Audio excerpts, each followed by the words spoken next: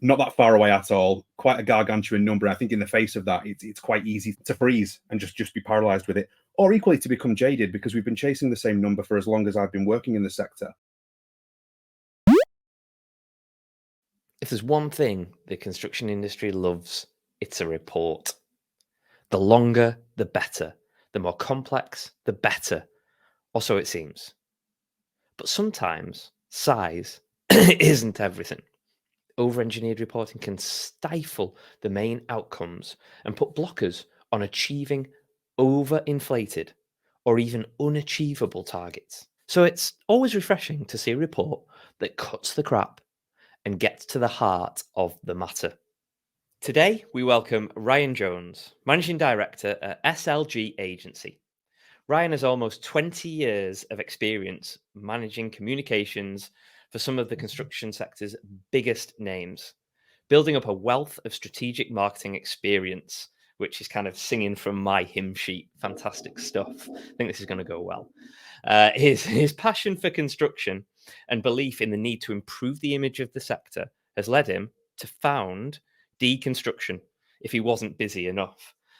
A not-for-profit with the sole purpose of fixing the skills gap by changing the public's perception of the industry.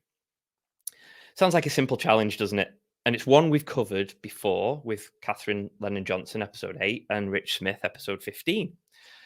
But we're going to take it a step further this time, and we've actually got specifics and detail. Imagine that.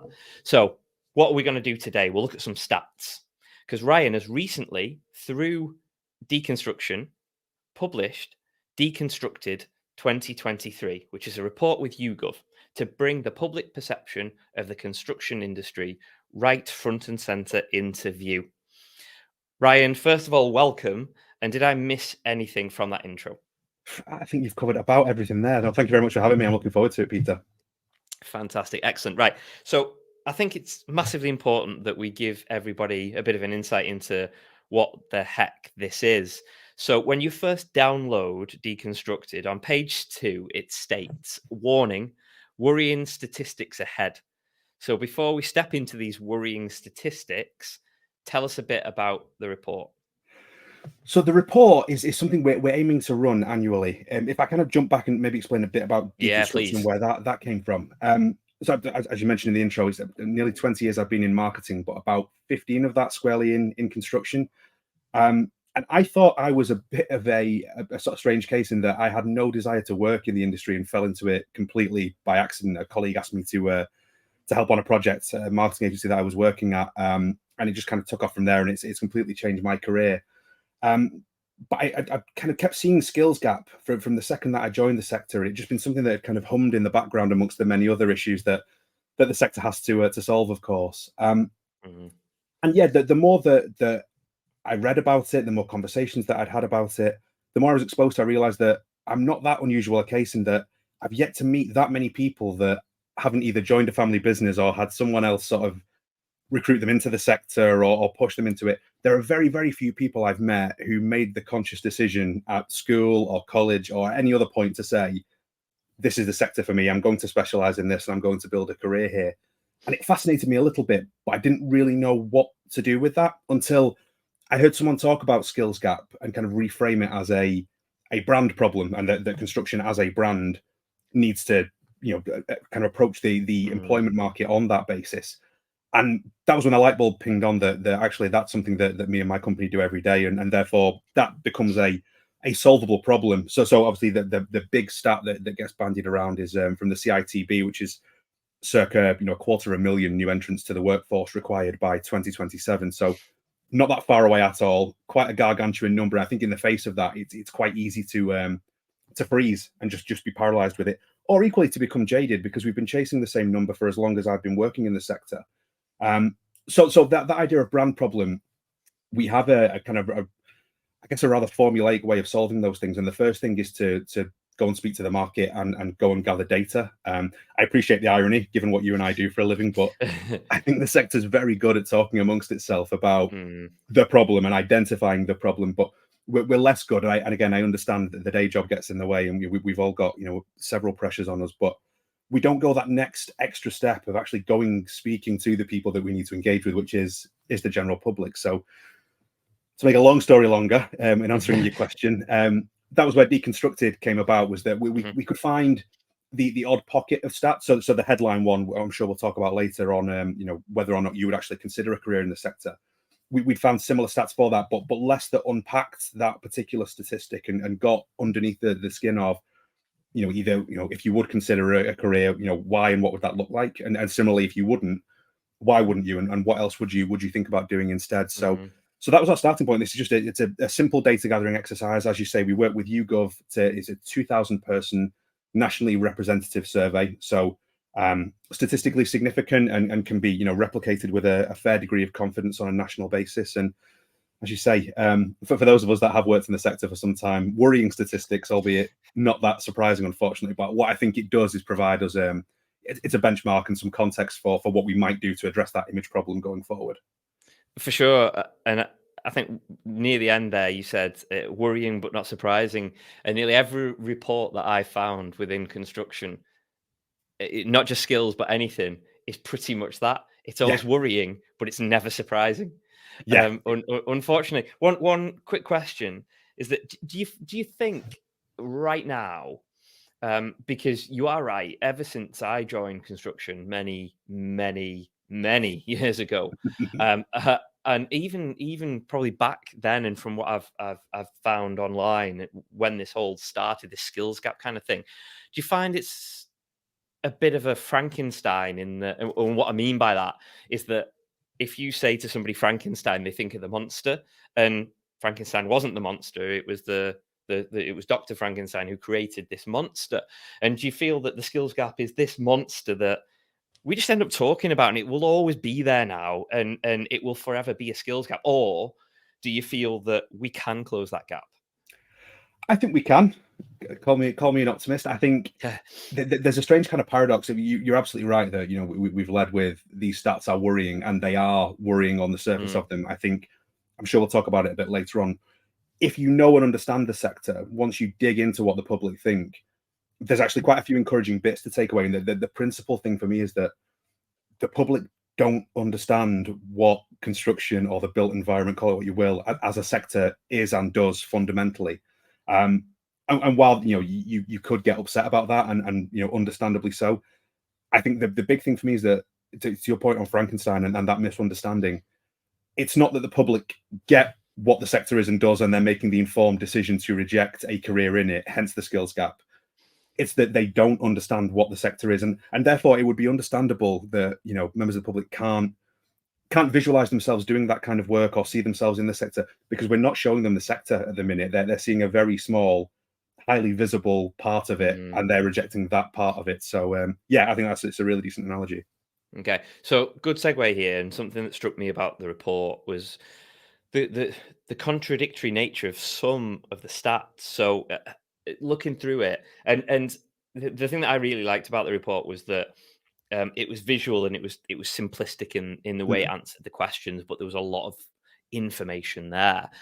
So 15% of respondents would consider a career in construction themselves. 3% said they'd be impressed with a career. Okay, so they're really teeny tiny numbers, really. But 51% would recommend a young person start a career in construction. So what gives with this? Why are we seeing this less impressive, but people still would recommend it? It's the most surprising element of the whole thing, is where you look at those questions in isolation, and there is some interest in there. But when you compare, the statistics around would you personally consider a career in the sector versus, would you recommend it to somebody else, particularly to a young person, it's almost this idea of, well, no, not for me, thank you. But however, it's fine for them to do it. I think there's maybe a tacit recognition there of the importance of the sector, but that's a job for somebody else to do. There's similar kind of things in there on, we compare construction to other sectors, and things like the armed forces, for example, stacks up, pretty well in terms of, you'd be impressed with this and the recommendation of it to others. But the underlying stats are exactly the same. I wouldn't consider it. It's not for me. I wouldn't do that. However, fine for this person to do it. So it's an interesting one. Again, I think it's there's a soft recognition there of the importance of the sector, and somebody has to do it. Yeah. But I wouldn't like to do it. And again, going back to that earlier point of, once you unpack the reasons why people wouldn't want to participate, it becomes quite quite clear, I think, as to why that would be the case, and that fundamental misunderstanding of what the sector does. Probably a nice analogy for most things, isn't it? Particularly within construction, that we all say the right thing, but then when it comes to actually doing something, it's a little bit standoffish. I'm thinking things like greenwashing and stuff like that. It's very much. I always find this thing around Generation X or Z or Y or whatever on at this moment in time. People say they need a purpose and they're all about sustainability and everything like that. The issue I have with that is that if you ask 1,000 people, is sustainability important? I reckon 999 of them would say yes, it is. But you're not going to get 999 people being that sustainable. You're just not. Whether it's right or wrong, you're just not. So any stats when it comes to that can be slightly misleading, I find, because they're never going to say, "No, I don't want to be sustainable. I just want to dump my rubbish anywhere and let's kill a few more fish with plastic." You know what I mean? They're not going to say that, are they? No, exactly. And that's what I find with the skills gap and in construction. It's like you said, it's very much well, I'd be impressed if you built a house. Would you want to help me do it? Oh, no, not for me. Yeah, it's exactly that. I think there's some enormous things that the sector has to do. You know, this idea of Generation Z or Generation Y need a purpose. They absolutely do, but they've got a pretty big one in stopping the planet from exploding, as the construction sector does as well. So it's as I said before, with these big statistics, these big issues, it's incredibly easy to get overwhelmed and feel a bit helpless. I can do my part, but what good does my part do, and how does that add up to fixing this enormous thing? So again, if we don't contextualize those issues properly and kind of understand the role that people have got to play within them, then it's difficult to see how they get fixed. Hence, I guess, to pull it back to the sector, why things like skills gap have sort of stuck around as issues for as long as they have, and why we haven't got any closer to closing that gap. Yeah, for sure. So a really good comparable is healthcare. I think, there's loads of comparables in the report to different industries, but healthcare outperforms construction in this report nearly every single answer, and sometimes ninefold, right? The only comparable that the two have are being equal on pay in the report. Both industries can be seen as hugely important to the economy, to health, to well-being, to social, to behavioral, to everything for very different reasons. But what's healthcare doing right that construction isn't to outperform it so well in this report? It's a really interesting question. I think what healthcare has done, again, if I step back a decade or so, it was kind of this thing where lots of hand wringing and the NHS being underfunded, not fit for purpose, doesn't operate correctly, etc.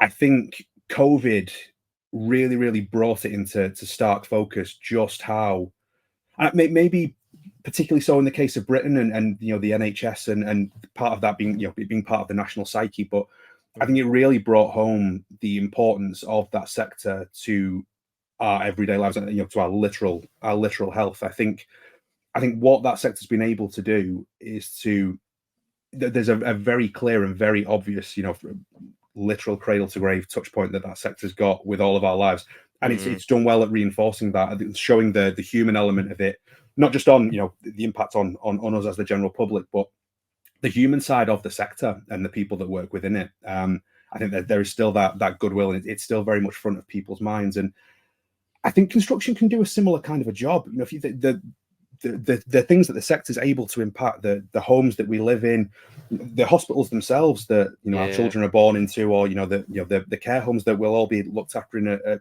towards the end of our lives, the schools our children are educated in, the roads that we drive on every day. There is a massive human-centered story to be told there. But again, as we touched on earlier, we're so busy. We've got so much that as a sector that we need to focus on day to day, and our own concerns around sales, material shortages, rising prices, etc.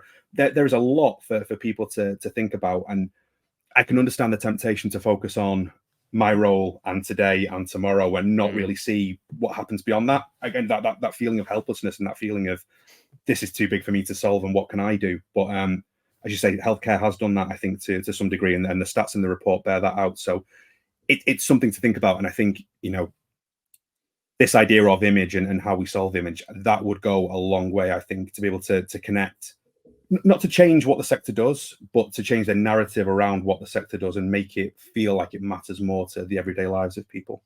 Yeah, you've almost got this prevention and cure kind of thing that, from a healthcare perspective, they're there to cure people in a way, like you said, but they've also got that benefit of cradle to grave benefit, if you can call it that. Whereas in construction, you could very see it as preventative rather than cure. In, like you were saying, the houses we're in and the buildings we work in and the infrastructure, and if you get that right and you make that safer and healthier and things like that, then your healthcare becomes less because of the environment or the built environment you live in. Well, in a very real way, Peter, you can't avoid stories this week of what's happening in the private rental market and some of the absolute horror stories of the conditions people are living in. When I look at and the press have to report fairly; they have to report accurately on the things that they see, and sometimes that is unpleasant. When I look at a lot of the stories, and I can think of a couple of exceptions that prove the rule, but the big stories from the construction sector and the housing sector that really drive cut through in mainstream media, they're not good news. That's the most recent one I can think of is what's happening in the private rental market and the state of our housing infrastructure in that space.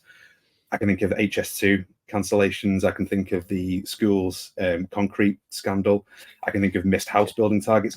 If you were going back to the very start of this, if you were a member of the public that were considering a career change or advising someone else on a career change, and that's the only bit of the sector that you're exposed to is what you consume in mainstream media, why would you? We shouldn't find the statistics as surprising or as upsetting as we do. It should be, of course, those would be the statistics that we'd receive when we ask that question, because we're not doing enough to control what's being said out in the mainstream. And I think, for us within the sector that understand the sector, we have to shape that narrative. We can't leave it to people that don't fundamentally understand what we do to be the ones to tell that story. I think it's a huge part of the problem.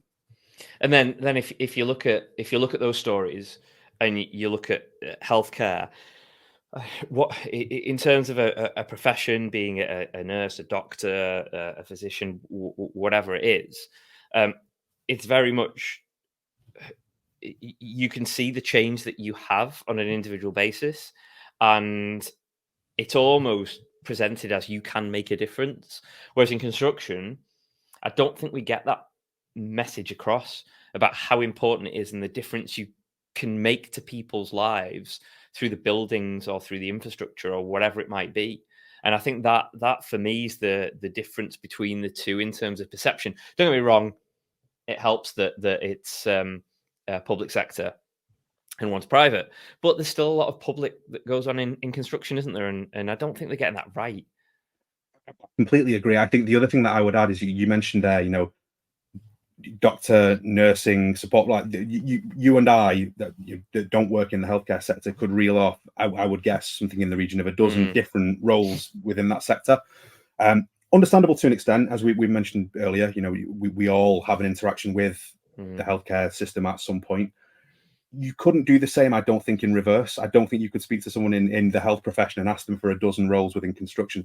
Again, I mentioned it before, but some of the more troubling stats on the face of it, but where I think the sort of silver lining comes from in the report was that we asked for people to do some word association around what they think of the sector, and 70% use the word strenuous, 52% use the word dirty, and only 11% use the word forward, the term forward thinking, which, again, I can hear you laughing, doesn't sound great.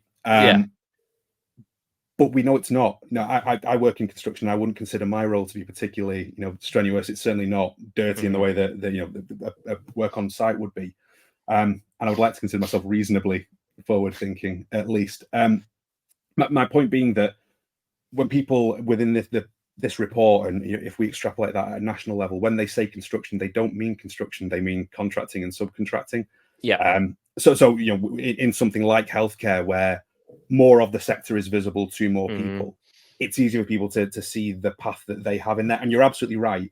There is also that ultimate endpoint of seeing the impact of what they do. So there's a twofold thing, I think, going on there, that the lessons for construction there in making more of the roles that make up the sector visible, so people can more easily see the path that they could take, regardless of their interest or the way that they think or the kind of career they want to build for themselves. Like, let's show people more of that, and equally, let's absolutely talk about the impact that the sector has on us all and on the public at large, because you're absolutely right.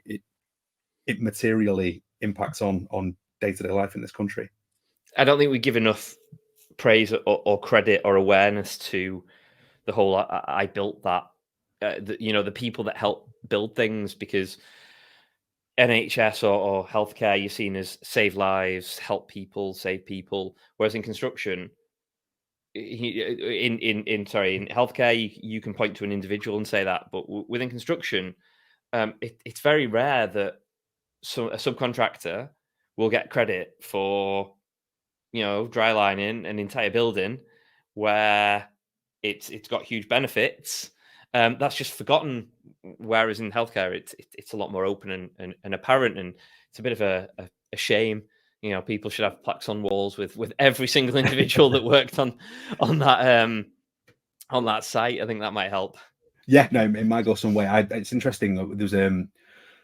There's one client I remember from years back. To your point on dry lining, we work with a lot of product manufacturers in the sector, and their work is even less visible because it's part of the whole as opposed to the whole itself. But we were brought in, and the company wasn't in phenomenal shape. But there's one guy that had been there for decades and amassed a wealth of experience, and he had other family members that worked at this particular place.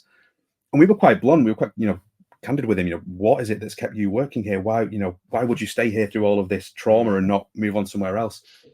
And his response really stuck with me. It was that every Saturday, my son and I go to the football, and we drive past the shopping centre and the car park next to it and the building next to it, and I point to those and go, "Dad helped to build that." And that permanence of the structures. We've got clients that have been involved in the Battersea Power Station, regeneration project that had products on the original Battersea Station. Nice. So there's there's something in that permanence, and that I helped to do that. My granddad was a mechanical engineer and worked on Sydney Opera House, and that was always his claim to fame. Whenever bored us to tears, but whenever that came up on television, that was one of the things that he used to mention to us. So for certain, I think there's something in that.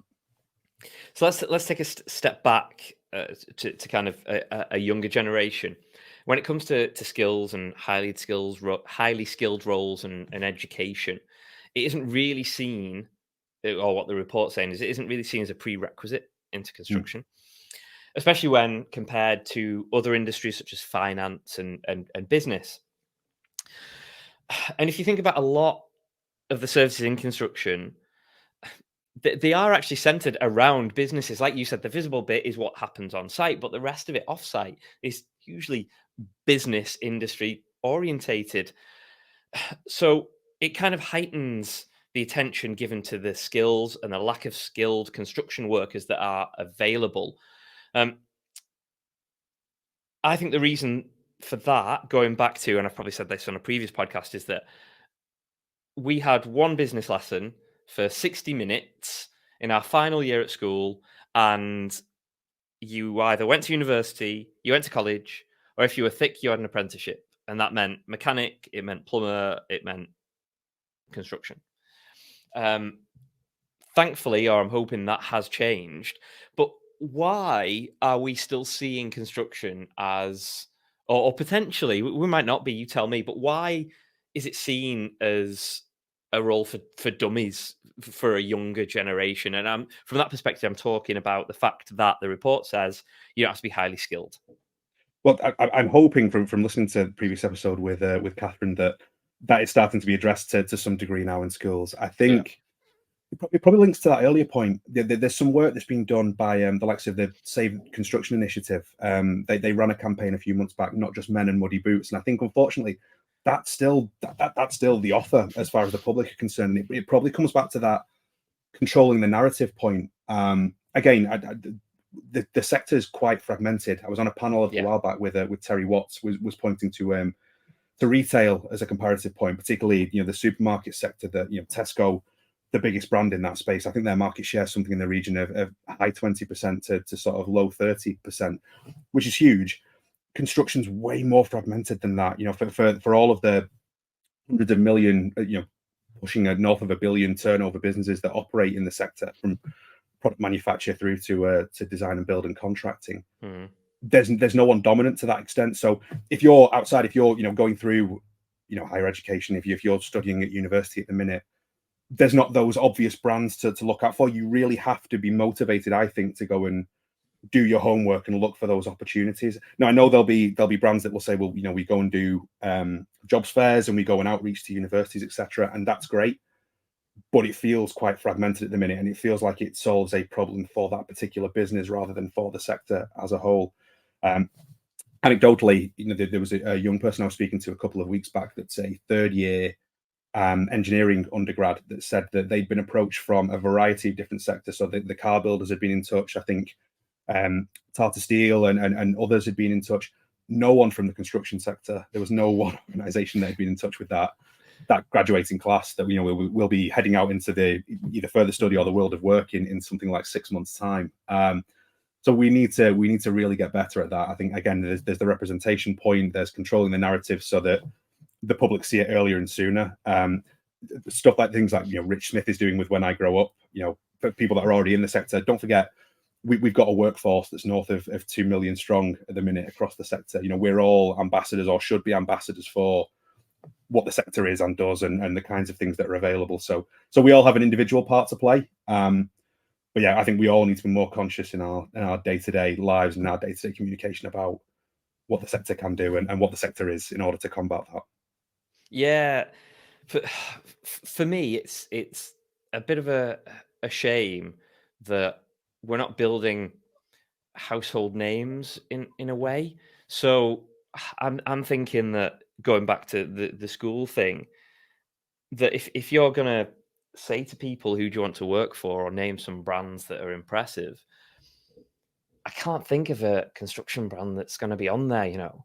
And that's a bit of a damn shame if you think that they're the lifeblood of infrastructure and the lifeblood of our houses and the buildings we work in and things like that, that names aren't easily recognizable and people can recognize those. I mean, it's clear we've got an image problem, right?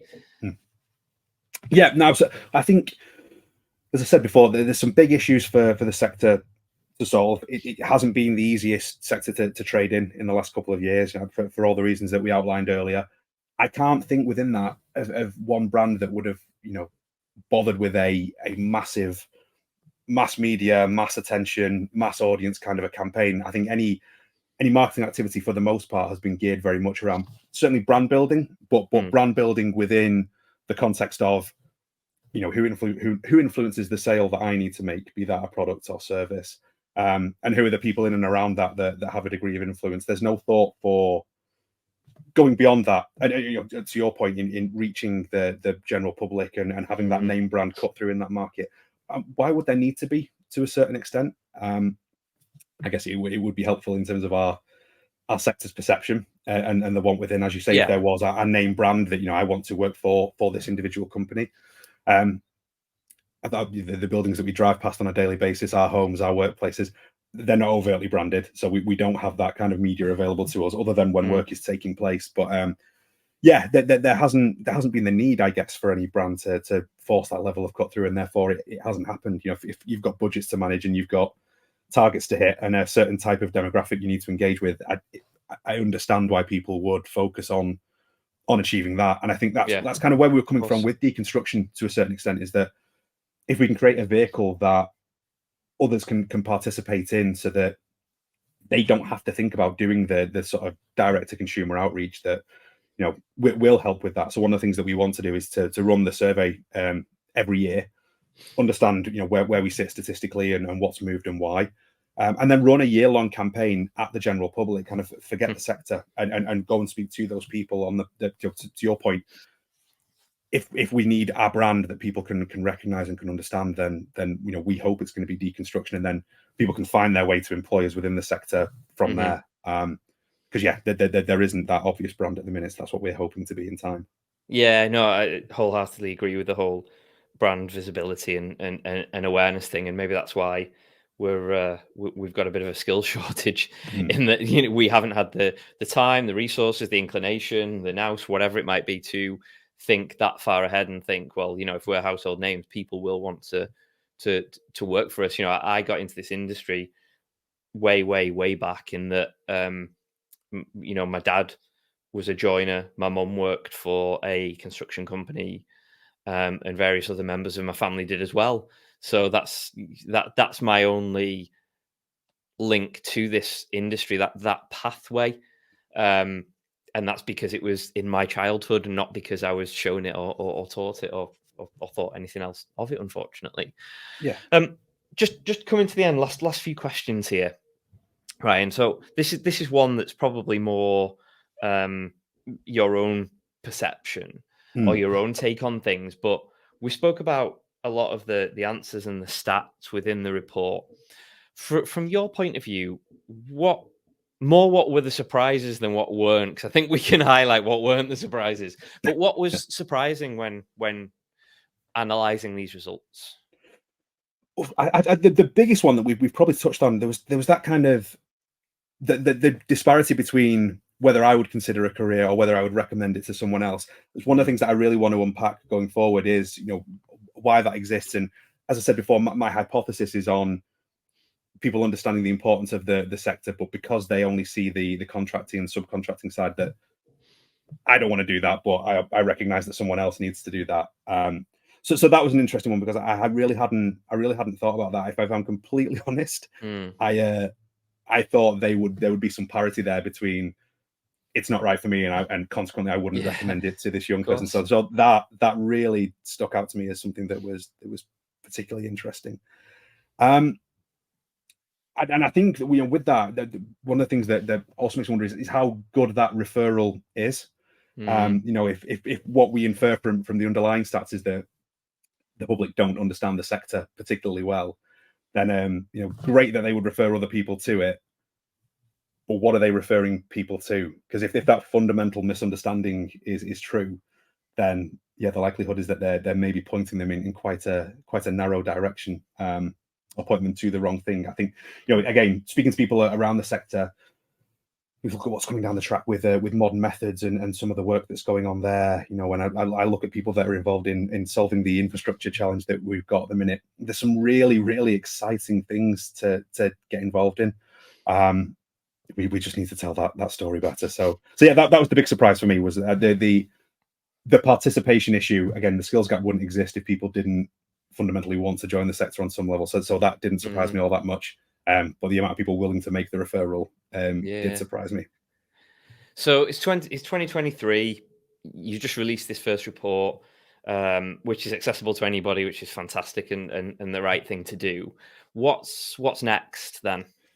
So we're working at the minute. We've had a lot of interest in sort of people getting involved from a partnership basis. So I'd encourage anyone that kind of wants to take part in. As I say, the fundamental goal is to start to outreach to the general public. So if that's something that you want to help and support for the betterment of the sector, then that would be the next step for us. So we're working with partners at the minute, and encouraging more to sort of shape what that looks like. The plan pretty soon into the new year will be to develop as I said before, a public-facing campaign where we just start to unpick some of these myths and undo some of those perceptions. The first one being that the sector is more than the part that's visible, so that more people can find a way into the sector.